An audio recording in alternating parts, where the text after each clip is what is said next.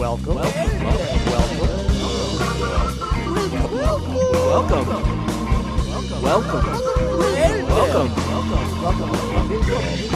Ed's not dead. Ed's not dead. Ed's not dead. Welcome to episode 1 of season 2 of Ed's Not Dead. Hey, boys. Hey. We are back Sophomores. and better than ever. Sophomores. That's right. You know how to spell sophomore? No. Okay. Yes, I know how to spell sophomore. There's a mysterious O in hidden there. O. That's right. Yeah. Is there really? Maybe I don't know. Sophomore. Sophomore. Okay, our sophomore season. That's right. I'm Robby Dodd. I am one of your co-hosts. I'm joined by Mr. Casey Siddons. Say hi, Mr. Siddons. Hello. And Mr. Peter Crable. Hey there. It is good to be back. I have to say that I missed you guys over the summer. We didn't see each other that much. We met once to kind of vaguely talk about the show. You're very busy now. I am very busy. We made a list of things to do. We did. I'm not sure we did any of them. Yeah, I think you guys did a lot. Were we supposed to? Were you supposed to email that to us? That to-do list? No, that wasn't me, was it? No. Yeah, who would have? I don't know. I can't remember. Someone was taking notes. I can't remember. That was several meetings ago. Was that the summer meeting? Okay, whatever. Anyway, welcome back, folks. Thank you to our loyal audience that listened to us last year, and actually, as Mr. Krabs very closely followed our metrics, listened to us over the summer. Yeah, shockingly so. People listened to us over the summer. Got caught up on some of our episodes. Yep. I have a professional friend who listened to our first episode ever and said that it was the biggest amateur exercise in the history of podcasting. We got to delete that. It was really embarrassing. We thought it was really good. We were like, did. guys, this was so good. I listened to my voice so have to many put it times out in that. there. I thought it was really cool. One take. Yes. Anyway, We're now an LLC. We are. We are. Yeah. Okay. Yeah, and we don't have our labor poster up yet, so we have to make sure OSHA doesn't stop by. Okay, we have to put that up. It's in my office. Okay, very nice. Yeah. Yep. Although I just want to say for the audience and for anybody else that might be listening, we're not making any money off of Ed's Not Dead. Zero. So Actually, we're losing money. Yeah, so we're an LLC in name only. You can find me at RW Dodd on Twitter, Mr. Sids. At CH Siddons. And at Peter Crable. And also at Ed's Not Dead PC. Mm-hmm. All right, real quickly. How many followers do you have now? I'm pushing 1,000. Wow. Woohoo. Man. I got twice what you have? Did you get it? Did you get? Do I have twice what you have? You do. Okay, I just wanted to clarify that. Come on. All right. Let's not go there. Did your followers get wiped out after the trolls were taken out of Twitter?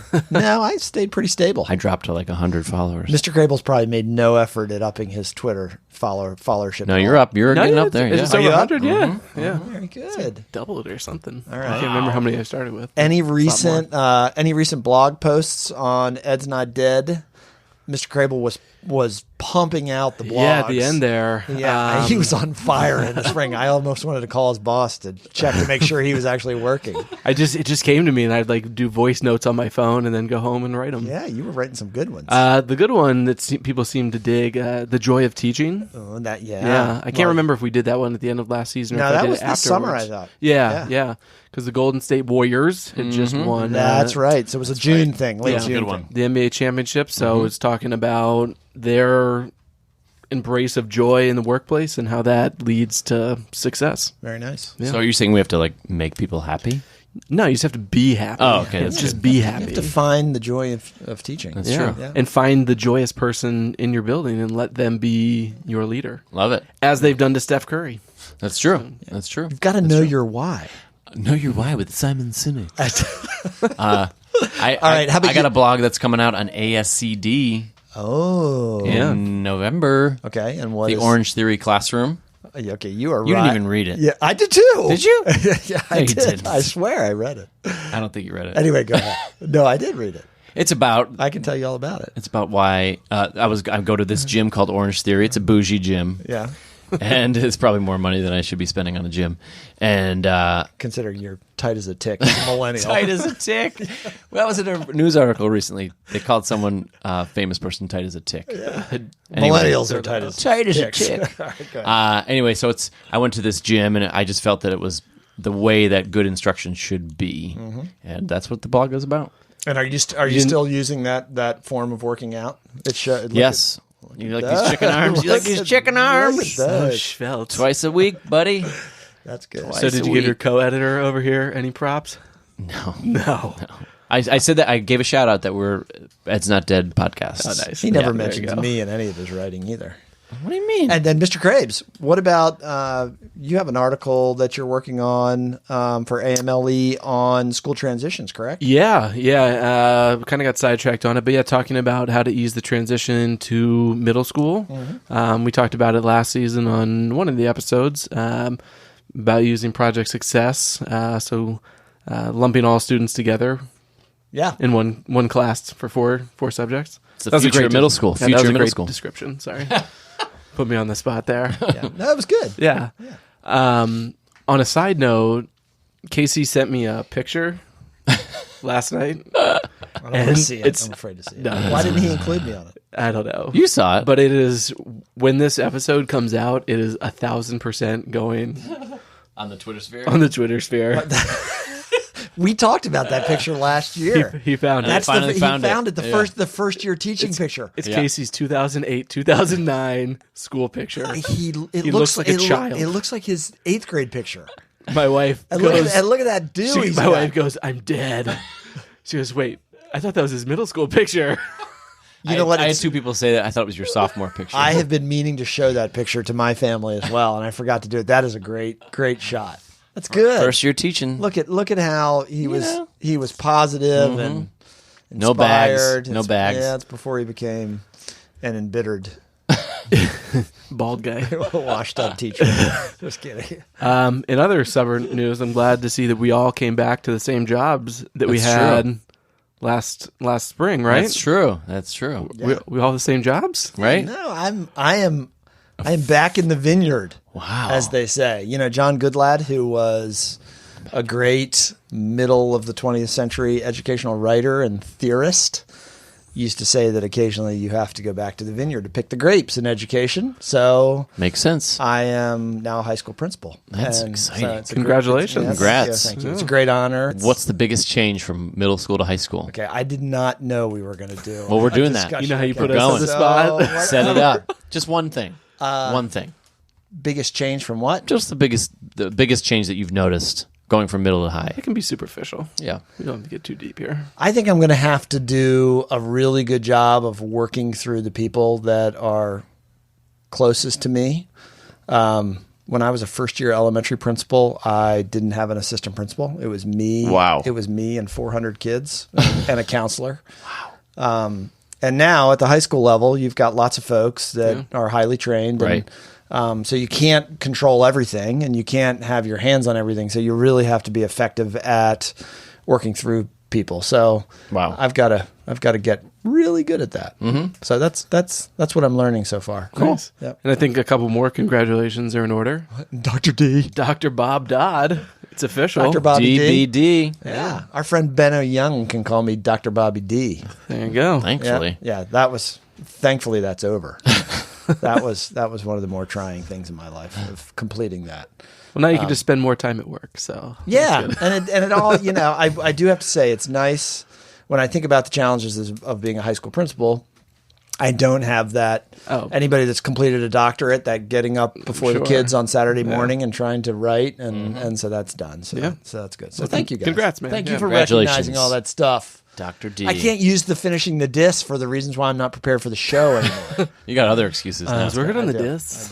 I do. Anyway, so really quickly, before we get into our feature segment on episode 1 of season 2 of Ed's Not Dead, where we're going to talk about grit and growth mindset, deficit thinking with a big fat question mark by our friend Rick Wormeli, who we had on the show last year. I want to find out a highlight from each of you from your summer, real quick. Oh, well, we had to. Oh man, I went to see. Did you do any excessive teacher traveling like you always do? No, I didn't. I saw a bunch of fish shows. Very nice. I did. Okay, so you're back in your fish. You're kind of reliving your early 20s, late teens. Yep. Went down to Raleigh. Yeah, I heard you had Mr. Crable's son on your shoulders at a fish concert. Yeah, that's from all the Orange Theory workouts. Yeah, nice. Yeah. Owen was digging that. Yeah, he was excited. But August. He was. I don't know his kids.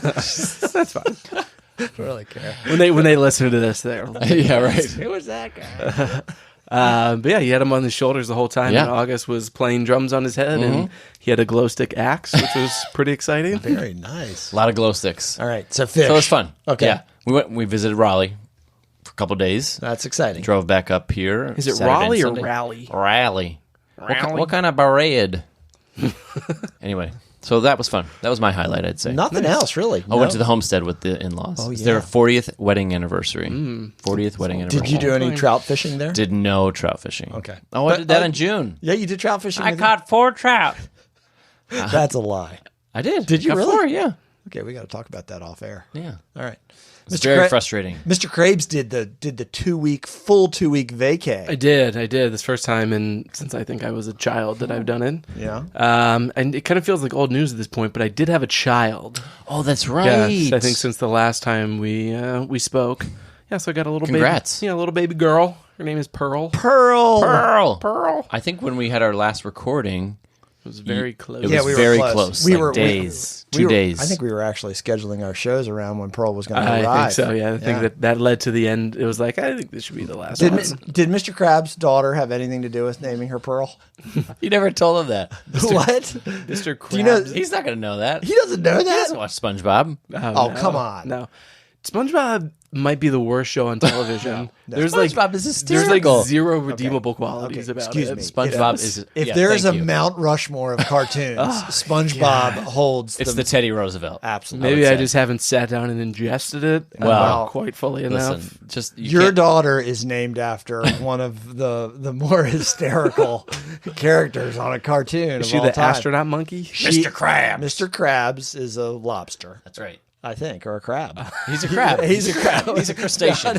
He's a crustacean. what is He- Mr. he Krabs? doesn't He's know. a crustacean. Larry the lobster is a Larry- lobster. Okay, that's right. all but he looks a little like a lobster. He does, but he's big. He's very red. He's a big boy. Anyway, he has a daughter that's a whale. Right. And her name is Pearl. Pearl. And Pearl. And so anyway, Mr. Krabs. I have to admit, when we've talked about Pearl, I think of Pearl. it's the Don't first you? thing that He comes to texted mind. me a couple days after he found out the name was Pearl. He goes, "Dude, I just figured out that Mr. Krabs has a daughter named Pearl, like SpongeBob." And I was like, "Oh my god!" Your head exploded. Head I bet exploded. both of you did. Head Yeah. exploded. Anyway, we're welcome to Pearl. And, Welcome. Yes. Yeah. She's doing great. Yeah, doing very well. She's been easier than the boys. In between, not as easy as one and easier than another. That's good. I'll Very say. good. Yeah, And your better half has she's doing great. surprisingly well. Yeah, Okay. yeah, surviving. God, the Crable clan is growing. Mm-hmm. Maybe it's done. We'll see. Number 4 coming soon. Done. All right. Well, it's good to see you guys. I always tell people that instead of getting together and playing poker, we get together and do a podcast. That's right. So this is our source of fun, and It's more fulfilling. Yeah, and we appreciate all the people that listen to us and tune in and tweet about the show. We actually had our friend Francis Frost tweet last night and said, I saw that. Yeah, when's episode 1 coming out? We had an amazing lineup of guests, including our friend Rick Wormeli, who has a new article, Mr. Krabs, that you dug up. And it is about grit and growth mindset. And the conceit of the article, I think, is that our friend Rick is asking whether grit and growth mindset are really deficit thinking in disguise.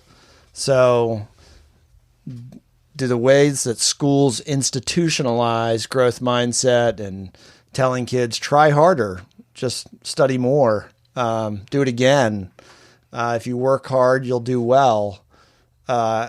Is that being institutionalized in schools in a way that is inequitable and doesn't really address some of the core issues that confront kids and schools, challenges that some schools have more than others? And is it just another way of not serving the needs of kids of color or kids that are coming from more impacted socioeconomic backgrounds? And so he kind of flips this on its head. What are your thoughts, Mr. Krabs? Give us some background on it. So, I don't know. I can speak to my personal evolution or journey or something. Sometime in the last couple of years, I don't ever really kind of recall grit or growth mindset being at the forefront of education in terms of, like, it's been around for a while, but It really seemed to kind of catch fire as an idea in my sphere a couple years ago. And to be totally honest, I think just the skeptic in me immediately, before I knew anything or had any information, thought it was a fad, and was probably most likely terrible. Again, not based on anything, but just being a cynic. A little bit of being a cynic, and the kind of in education there is no silver bullet. You know what I mean? And I kind of felt like it was being talked about and treated as some silver bullet. Well, here it is. If we just have kids persevere, if we just have kids work a little harder, then all of a sudden they're going to be successful. And so certainly for me, there were parts of that I immediately was like, I don't know about all that. And I think what this article has done, and we're going to give a link to it, and just so you, fair warning, it's really long and really heavy. And very good. It's really good, but I've had to read it 3 times. I probably need to read it 3 times more. So as you said, well, to what extent is that just saying, you child, it's you that needs to do better, and it's you that needs to do more, and it's you that needs to persevere. Because something's wrong with you. Because something's wrong with you, and it takes... In isolation such as that, it takes all responsibility off the teacher. So if that's the case, then what the heck is the teacher's job? You know what I mean? also think that they're teaching grit, or they're pushing programs that focus on grit and perseverance in lower socioeconomic schools, right? Most likely, and also probably majority of schools that have students of color who are the majority in the school. So it's placing the burden of doing better and learning on the student rather than on the systems that have pushed these inequities in the first place. They're not doing grit programs and perseverance programs at rich, wealthy schools or private schools. I just don't see that happening. It's just something that it comes in with. It's involved with the KIPP program in inner city schools for Teach Like a Champion. It teaches, you just have to try, like you're saying, like try harder without actually taking into account that there's so much inequity in these inner city schools and lower SES schools that's keeping kids down from actually succeeding, not just because they're not trying hard enough. And I think another part of it is school, and I don't know if I said on the podcast, but school is like a game, and there are rules to school, and there are ways to win at school. And some kids do better at school because they can follow those rules, and they can conform to those rules, and they can conform to those norms, and their particular set of skills is well suited to what school is. But I'm sure everyone in the audience and all of us can think of kids that they grew up with, kids that they went to high school with. Me sitting right here. Yeah, that didn't definitely Mr. Siddons. That maybe didn't do so great in school because it didn't fit who they were, but are fine. They're totally fine. Right. You know what I mean? Right. So I'm not sure where I was going with that. Well, let me help you out. Yes. Because now we've kind of taken one approach. So let's argue against ourselves, because that's what we do very well. There's a lot of great research done out there by the Albert Banduras of the world, the Carol Dwecks of the world about growth mindset and fixed mindsets. And there's some good research on, psychosocial research. Those things are, I think, in the literature, real concepts. They're real. Yeah, they're real. So I guess what I hear you guys saying is taking, real kind of constructs about how kids learn, and somewhere along the line, the way they get institutionalized or implemented or written about reminds me of the Howard Gardner multiple intelligences stuff back from when I came up as a teacher in the late 80s, early 90s. We find out now that a lot of that, there wasn't a lot of really great science underpinning that. There's some good science here, good social science. Albert Bandura is one of the foremost psychologists of the 20th century, and looked at human agency, growth mindset really extensively. So I don't want to say that it doesn't exist and it's not important to help kids develop healthy growth mindsets. I just don't know if we do it in a way that's effective Is it purposeful? Yeah, and is it purposeful? Is it strategic? Is it planned? That's the question I have because don't most kids need it? I mean, why are we only doing it with some kids? Well, and I think that brings up a good point about like how are we teaching it? Or if you just say, I believe in you, or effective effort can lead to achievement. Right. That's all well and good. But I used to say that all the time. Remember? And those are important messages to send. But if you just send those and it doesn't reflect. It's not reflective. I'm sorry. It's not reflected in the assignments that you give, or the grading policy that you have. That's a big one. Or the communication that you have or don't have with parents. Whether or not you say that you have a growth mindset doesn't matter. Right, and take away all labels.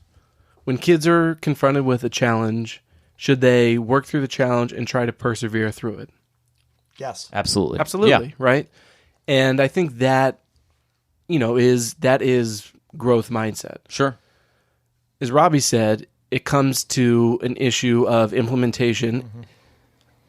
I should say it can come to an issue of implementation because it's certainly not that way across the board. Right. Do it again. Try harder. You didn't get it. Well, then it's a personal failing. Right. Without knowing the kid or the circumstances or the anything. And that's one of the things at the end of this article that he talks about, that it is so important to know the kids, to know where they're coming from, to know what challenges they're dealing with. And that kind of falls under the personal relationship building because Robby can say things to you that set you off and really upset you. No. Excuse me? I wasn't. I was reading. That if somebody else said to you, you'd probably write off. Yeah. But because you have a relationship... Yeah. I've gotten those phone calls before. Right. Somebody can push you. Right. And the same thing goes for teachers. If I have a student that knows me, that trusts me, that believes I'm really out for his or her best interest, then maybe I can say... This is not good. Yeah. You can try harder. You can do better. You can spend more time, blah, blah, blah. Right. But the sort of like hands off, clean, I taught it. They didn't learn it. They need to try again. Sure. So they're going to fail, and that's their fault. Or we don't have time. There's too much curriculum to get through. We don't have time for that. We can't do that. I can't allow them to do that many redos, or I can't do this or that. I think it's an excuse sometimes that some content areas make more than others, some levels make more than others, but I think what you're saying, it comes down to knowing your kids and being able to plan your lessons and the way that you teach around those kids. Yeah, and relationships, right? Yeah. I mean, I think Mr. Krabs, to your point though, and Wormeli talks about this in the piece, and we had this discussion with Zaretta Hammond in season 1, that for some kids, if the school is inherently set up to be unfair, the way that it's conceived institutionally, and Zaretta said that to us. I mean, Zaretta went there and said that that she would argue that schools are set up to negatively impact Black and brown kids. Mm-hmm. So if that's the case, and then we're preaching to them to just try harder in a system that is not going to allow them to succeed to a degree. Right. It wasn't designed for them. Okay. So that's what I think he's getting at here. Sure. Yeah. Right. But then there's that great literature on warm demanders and relationships that teachers have with kids. I think within the classroom setting, certainly individual teachers develop growth mindsets in kids through the positive ways they teach all the time. Sure. And race may or may not play a part of that, socioeconomic background. I mean, if teachers that have high expectations and the term used to be academic press. Remember, that was a big term in the 90s. Teachers that really pressed a lot. The 90s. The 90s. You guys were still, you were like class of 90 something. Mm-mm. But to your point, I think you really hit the nail on the head in terms of the warm demander, because again, grit and growth mindset in isolation is student deficit. Yes. Is student Agreed. lacking. Yes. Right? Yeah. Look, do our students come to us sometimes lacking certain skills? Yeah, of course. That's why they're in school, so they can learn things. And do you have to get on kids? Yes. Yes. Sometimes you have to harass kids. Yes. Yeah, Yeah. you do. But Yeah. it's not just you kid, you do this. It's teacher, develop the relationship, push the kid when necessary, read the situation, did I say develop the relationship? I probably did. Sure. But, hand in hand going together, I think then you're starting to really talk about something that can be effective. What do you suppose are the limits? Are there limits to growth mindset? If you're in a high school or you're in 8th grade and you're reading at a 2nd grade reading level, or you're in high school and you have to be reading complex texts, and what are the limits? Are the limits from the student end, or the limits from the teacher end, or both?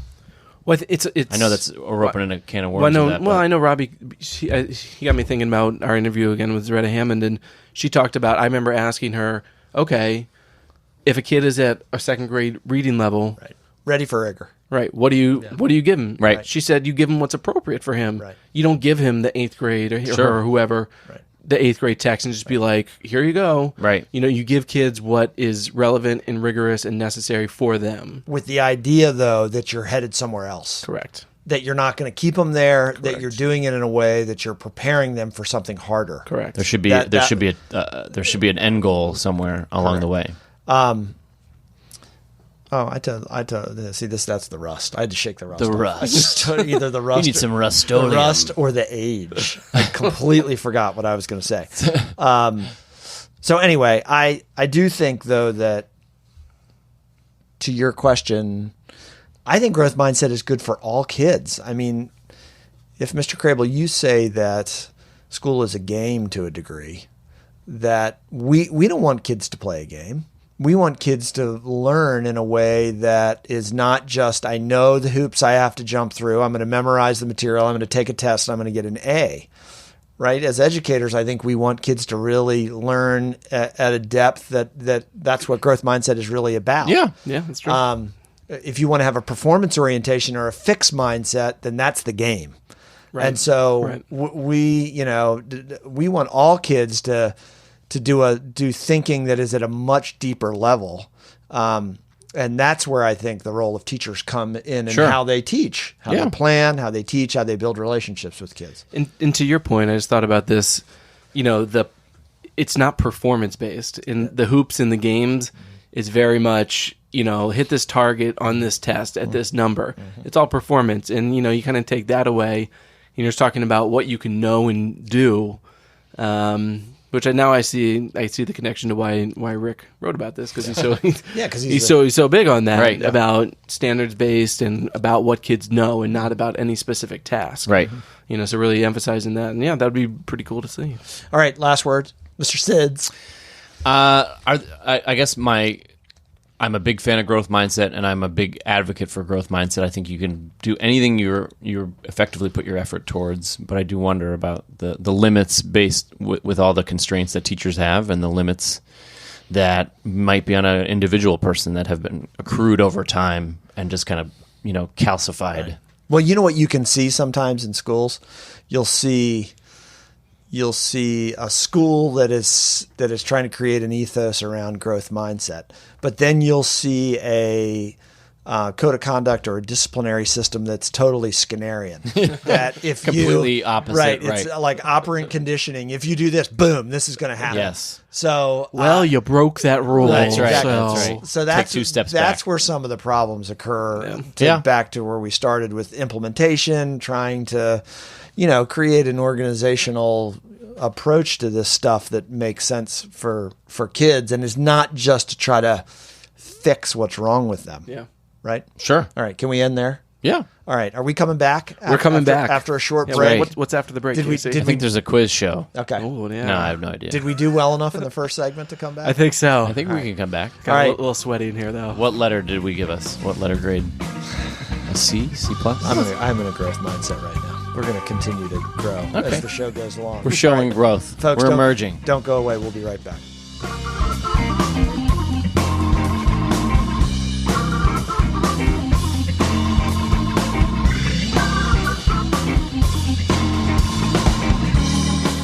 We are back. Welcome back, folks, to episode 1 of season 2 of Ed's Not Dead. I like saying that over and over again. There's so much I want to talk about from the summer news. So this And you won't let me. This is the time of the show. So annoying. You want to do totally lame World Cup trivia. I do. We're not doing that. I do. How many World Cups has Brazil won? 6. 5. Oh, I was close. You were close. That's pretty good. When was the first World Cup? 1932. It was 19... You don't know the answer. I don't know the answer. Do you know what country it took place in?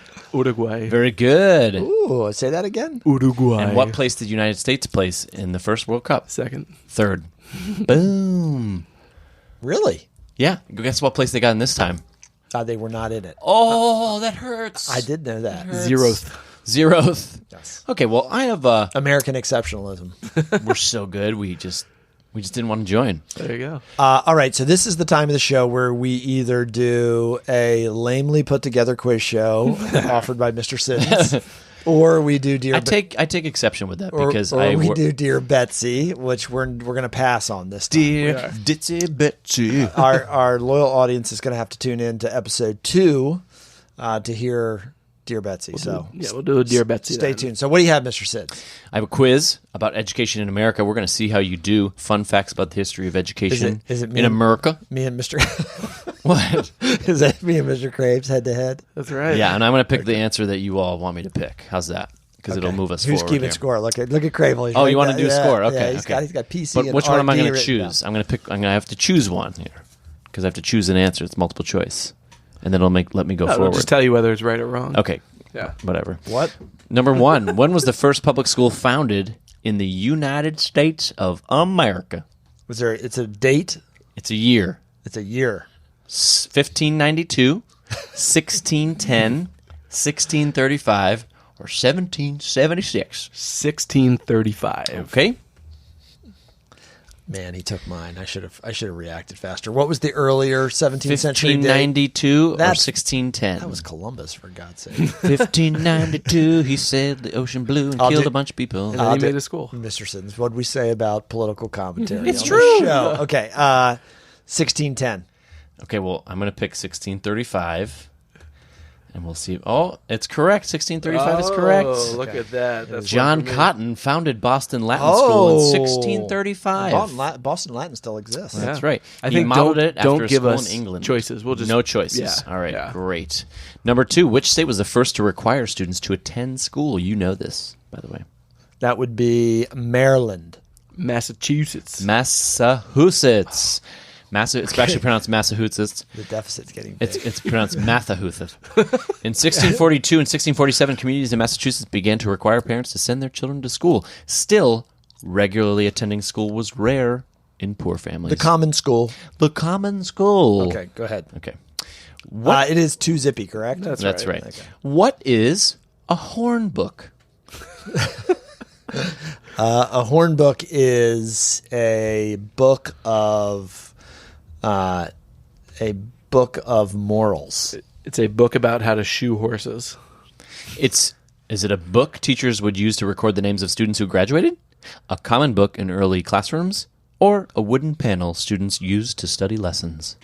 A wooden panel. Whatever the second one was. A common book in early classrooms? Yeah. Wrong. It's a wooden panel students used to study lessons. I'm back in the game. A transparent piece of horn was used to cover the lessons to protect them between students. Okay, very nice. That's a horn book. Okay, 2-1. No, you didn't think that was what it was. What were many schools throughout the United States once called? Academies.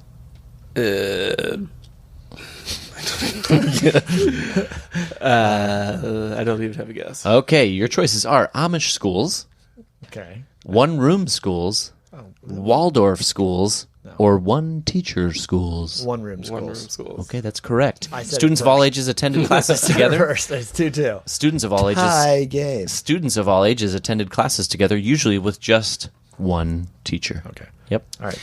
That's where Dodd went to school when he was a kid. Back in a one-room school. That would be 1T. Mr. Patterson. That's right, he did. He taught in one of those. He taught there back in 1964. True or false? Students in the first schools did not have homework. True. That's true because children were expected to help so much around the house or work when not in school. Homework was relatively rare. Stop rushing me. What the heck, Mr. Crable? I gave myself one. What is that? He's cheating. And you're checking on him. That's very close. That's I'm funny. scorekeeper. I do two more. True or false? Apparently no, it's we're tied finishing 3-3. the quiz. Okay. Okay. True or false? Summer break started, so kids living on farms could help with True. chores. True. Okay. Well, it's false. Can you give us something that's It's actually both. They said true and false. It's trulse. Don't you dare! I will. Both. In rural communities, schools closed in the spring and fall so students could help with planting and harvests, which they still do to this very day. In cities, schools were open almost all year round, but attendance was often very low. What were the city kids doing in the summer? It doesn't matter. Working on their horn book? They're working on their horn book. Playing with fire hydrants. Playing stickball. Stickball with their hands. All right, go ahead. Is this the last one? No, Do there's one more. 10. Do one more. We're doing Yeah, 10. we're not doing 10. No, we're doing 10. Oh my God. Which college was the first to admit both men and women? Harvard, Oberlin, the University of California, or Yale? Yale. It's actually Oberlin. Oberlin College in Oberlin Ohio College. was the first to have mixed gender classes. Go Oberlin. Yep, you know. That's great. Number 8. What percentage of Americans had high school diplomas in 1910? 3, 9, 12, or 25%? 25%. 12. Wrong. 9% of people in 1910 had a high school diploma. By 1935, because of changes in the school systems and changes in state law, that number jumped to 40%. Number 9. Which famous Supreme... That's pretty surprising. Which... Okay. I'm not allowed to I talk. bet you like that. You like that, didn't you? Which famous Supreme Court ruling said that separate but equal you see what- education is not okay? Oh, separate vehicle. Come on. Is it Plessy, Tinker, Brown, or Santa Fe? Brown?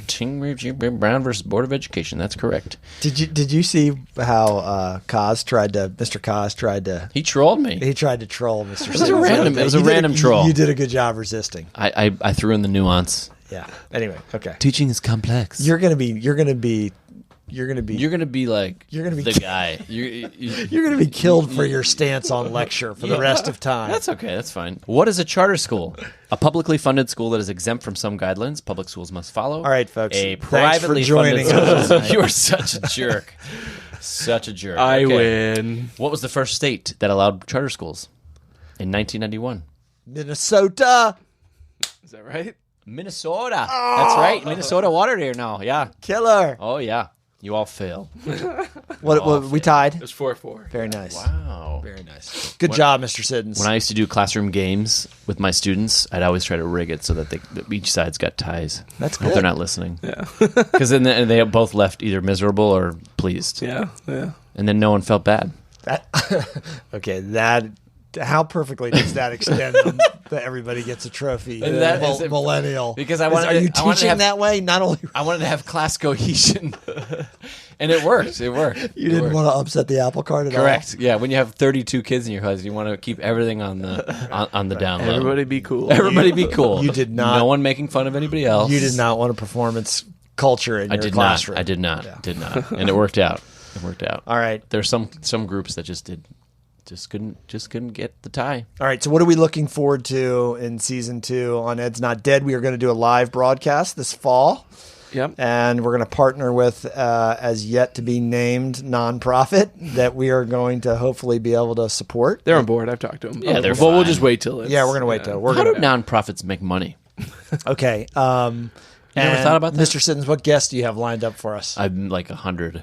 Just like at least. Any you can throw the out. tens. You know what? You've got a lot of pressure this year because last year you booked Zaretta Hammond, Carol Ann Tomlinson, I don't think Carol's going to come back on our show. Rick Wormeli. Why? I thought she liked us. You asked some snarky questions, and I don't Well, think she was pleased with them. That is not true. Maybe I asked them. You know, I was a disciple of hers. Yeah, I didn't. I don't know. it's okay. Anyway, we're going to try to get Clint Smith on the show. Okay, good stuff. He's a good dude. And you reached out to our friend Zaretta Hammond again. Yes, we'd and love she, to get her she got back on the to show. me. Yep. Okay. Erica Boddington. Okay. She's ahead of the Langston League, and it's a curriculum that's focused on equity in schools. I'd like to get our friend back from the Rensselaer Institute on. Oh, yeah. She was great. Jillian Williams. She's in Jillian Williams. Yeah, she was awesome. We're going to have John Harper on. That's right, Very John good. Harper. John Harper's coming up. From Maryland, from Yeah. Maryland. Focuses on teacher well-being. Blogger, podcast. Yep. Yeah. Yep. Barack okay. Obama. Yeah, Barack Obama. I emailed him again. Okay. Didn't get back to me. Donald Trump. Nope. Okay. Good. How about DD?